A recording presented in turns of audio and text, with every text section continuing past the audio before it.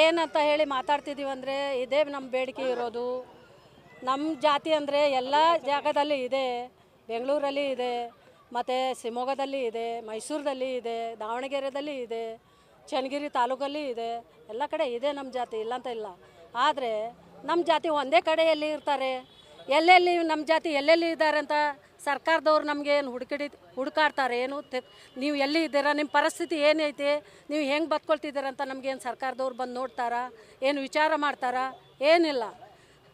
ಹಾಗಾಗಿ ನಾವು ಕಾಡಲ್ಲಿ ಇರಬೇಕಂತ ಸಮಯದಲ್ಲಿ ಏನಾಗೈತೆ ಅಂದರೆ, ನಾವು ಇರಬೇಕಂತ ಸಮಯದಲ್ಲಿ ನಾವು ಕಾಡಲ್ಲೇ ಇದ್ದು ಕಾಡಲ್ಲೇ ಜೀವನ ಮಾಡ್ತಿದ್ದೀವಿ.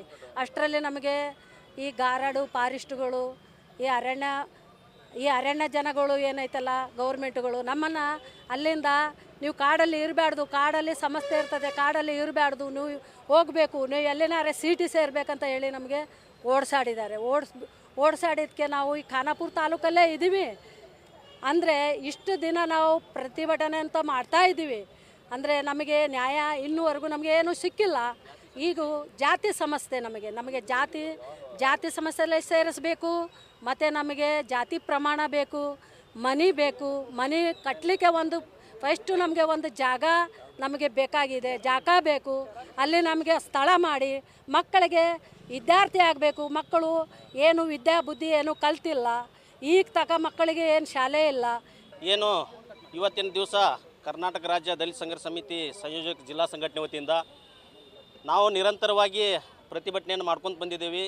ಲಾಸ್ಟ್ ಟೈಮು ಅಧಿವೇಶನ ಸಂದರ್ಭದಲ್ಲಿ ಕೂಡ ಕೊಟ್ಟಿದ್ವಿ, ಮಾನ್ಯ ಜಿಲ್ಲಾಧಿಕಾರಿಗಳಿಗೆ ಕೊಟ್ಟಿದ್ವಿ. ಏನು ಬೆಳಗಾವಿ ಜಿಲ್ಲೆ ಖಾನಾಪುರ ತಾಲೂಕಿನ ಕಾಡಂಚಿನಲ್ಲಿ ಸುತ್ತಮುತ್ತ ಹಳ್ಳಿ ಭಾಗದಲ್ಲಿ ಈ ಹಕ್ಕಿಪಿಕ್ಕಿ ಆದಿವಾಸಿ ಜನಾಂಗ ಅಂತ ವಾಸಿಸ್ತಾ ಇದೆ. ಸುಮಾರು ವರ್ಷಗಳಿಂದ ಪೂರ್ವಜರ ಕಾಲದಿಂದ ಇವರು ಕಾಡಲ್ಲಿ ವಾಸ ಮಾಡ್ತಾ ಕಾಡಿನಲ್ಲಿ ಒಂದು ಜೀವನ ಸಾಗಿಸುತ್ತಾ ಇವರು ಬಂದಿದ್ದಾರೆ. ಏನು ಫಾರೆಸ್ಟ್ ಆ್ಯಕ್ಟ್ ಯಾವತ್ತಿಂದ ಬಂತು, ಆ ನಂತರ ಕಾಡಿನಿಂದ ಬೇರೆ ಕಡೆಗೆ ಸ್ಥಳಾಂತರ ಮಾಡಿದ್ದಾರೆ. ಆದರೆ ಯಾವುದೇ ರೀತಿಯಿಂದ ಮೂಲಭೂತ ಸೌಲಭ್ಯನ ಇವರಿಗೆ ಒದಗಿಸಲಿಲ್ಲ. ಸುಮಾರು ರಾಜ್ಯದಲ್ಲಿ ಶಿವಮೊಗ್ಗ, ಮೈಸೂರು, ಬೆಂಗಳೂರು, ದಾವಣಗೆರೆ ಇಂಥ ಮೇನ್ ಜಿಲ್ಲೆಗಳಲ್ಲಿ ಅಲ್ಲಿ ಹೆಚ್ಚಿನ ಪ್ರಮಾಣ ಆದಿವಾಸಿ ಹಕ್ಕಿಪಿಕ್ಕಿ ಜನಾಂಗ ವಾಸ ಇರುವುದರಿಂದ 1000, 2000 ಈ ರೀತಿಯಿಂದ ಕುಟುಂಬಗಳು ವಾಸ ಇರೋದರಿಂದ ಅವರಿಗೆ ಸರ್ಕಾರದಿಂದನೇ ಒಂದು ಹಕ್ಕಿಪಿಕ್ಕಿ ಕ್ಯಾಂಪ್ ಅಂತೇಳಿ ಶಿವಮೊಗ್ಗದಲ್ಲಿ ಕೊಟ್ಟಿದ್ದಾರೆ, ಮೈಸೂರಲ್ಲಿ ಕೊಟ್ಟಿದ್ದಾರೆ, ಬೆಂಗಳೂರಲ್ಲಿ ಕೊಟ್ಟಿದ್ದಾರೆ, ದಾವಣಗೆರೆಯಲ್ಲಿ ಕೊಟ್ಟಿದ್ದಾರೆ. ಮತ್ತು ಅವರಿಗೆ ಜಾತಿ ಪ್ರಮಾಣ ಪತ್ರಗಳನ್ನು ಕೊಟ್ಟಿದ್ದಾರೆ. ಅವರಿಗೆ ವಿದ್ಯುತ್ ಸಂಪರ್ಕಗಳು ಇದೆ, ಮಕ್ಕಳ ಮೂಲಭೂತ ಸೌಲಭ್ಯಗಳು ಎಲ್ಲ ಕೊಟ್ಟಿದ್ದಾರೆ. ಇಲ್ಲೇನು ಕೆಲವೊಂದು ಜನಾಂಗ ಈ ಭಾಗದಲ್ಲಿ ಹಾಗೆ ಉಳಿತಲ್ಲ, ಈ ಜನಾಂಗ ಸುಮಾರು ಈಗ ನಮ್ಮ ಖಾನಾಪುರದಲ್ಲಿ ನಮಗೆ ಗಮನಕ್ಕೆ ಬಂದಿರೋ ಪ್ರಕಾರ ಈಗ ಸುಮಾರು 150ರಿಂದ 200 ಜನ ಈ ನಮ್ಮ ಖಾನಾಪುರ ಭಾಗದಲ್ಲಿ ವಾಸ ಮಾಡ್ತಾ ಇದ್ದಾರೆ.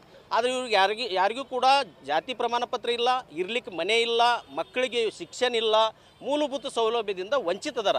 ಈಗೇನು ರಾಜ್ಯ ಸರ್ಕಾರ ಇದನ್ನು ಶೈಕ್ಷಣಿಕ ಮತ್ತು ಸಾಮಾಜಿಕವಾಗಿ ತಾವು ಒಂದು ಹಿಂದುಳಿದ ವರ್ಗಗಳ ಆಯೋಗದಿಂದ ಸಮೀಕ್ಷೆ ಪ್ರಾರಂಭ ಮಾಡಿದ್ರೆ ಇದಕ್ಕೆ ತಮಗೆ ಧನ್ಯವಾದಗಳನ್ನು ಹೇಳ್ತೀವಿ ನಾವು.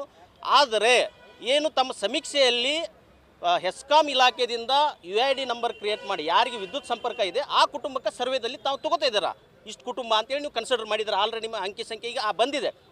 ಆದರೆ ಈ ಕುಟುಂಬಕ್ಕೆ ಯಾವ ರೀತಿಯಿಂದ ನ್ಯಾಯ ಕೊಡ್ತೀರಿ ನೀವು? ಭಾರತ ದೇಶದಲ್ಲಿ ರಾಜ್ಯದಲ್ಲಿ ಪ್ರತಿಯೊಬ್ಬ ಪ್ರಜೆಗೂ ಅವನದೇ ಆದಂಥ ಜಾತಿಯನ್ನು ಹೇಳ್ಕೊಳ್ಳಲಿಕ್ಕೆ, ಸಮೀಕ್ಷೆಯಲ್ಲಿ ಭಾಗವಹಿಸಲಿಕ್ಕೆ ಸಂವಿಧಾನ ಅಡಿಯಲ್ಲಿ ಹಕ್ಕಿದೆ. ಆದರೆ ಇವರು ಹಕ್ಕುಗಳಿಂದ ವಂಚಿತ ಆಗ್ತಾ ಇದ್ದಾರೆ. ಅದಕ್ಕೆ ಮಾನ್ಯ ಸಿದ್ದರಾಮಯ್ಯ ಸಾಹೇಬರಿಗೆ ನಾವು ವಿನಂತಿ ಮಾಡ್ತಾ ಇದ್ದೀವಿ, ಮಾನ್ಯ ಜಿಲ್ಲಾಧಿಕಾರಿಗಳಿಗೆ ವಿನಂತಿ ಮಾಡ್ತಾ ಇದ್ದೀವಿ ಮಾಧ್ಯಮ ಮುಖಾಂತರ, ದಯವಿಟ್ಟು ಈ ಕುಟುಂಬಗಳನ್ನು ಸಮೀಕ್ಷೆಗೆ ಒಳಪಡಿಸಿ ಅನ್ನುವಂಥದ್ದು ಇವತ್ತಿನ ಮುಖ್ಯ ಬೇಡಿಕೆ ಆಗೈತಿ, ಒತ್ತಾಯ ಆಗೈತಿ. ಮಾನ್ಯ ಕರ್ನಾಟಕದ ಮುಖ್ಯಮಂತ್ರಿಗಳಿಗೆ ವಿನಂತಿ, ದಯವಿಟ್ಟು ಸಂಘಟನೆಯಿಂದ ವಿನಂತಿ ಮಾಡ್ತಾ ಇದ್ದೀವಿ, ಇವ್ರನ್ನೂ ಕೂಡ ಸಮೀಕ್ಷೆಗೆ ಒಳಪಡಿಸಿ ಇವ್ರನ್ನೂ ಕೂಡ ಜಾತಿಯಲ್ಲಿ ತೆಗೊಳ್ಳಿ ಅನ್ನೋದೇ ನಮ್ಮದು ಮುಖ್ಯ ಉದ್ದೇಶ. ರಾಜಶೇಖರ್ ಇಂಡಲ್ಗಿ, DSS ಜಿಲ್ಲಾ ಪ್ರಧಾನ ಕಾರ್ಯದರ್ಶಿ, ಬೆಳಗಾವಿ.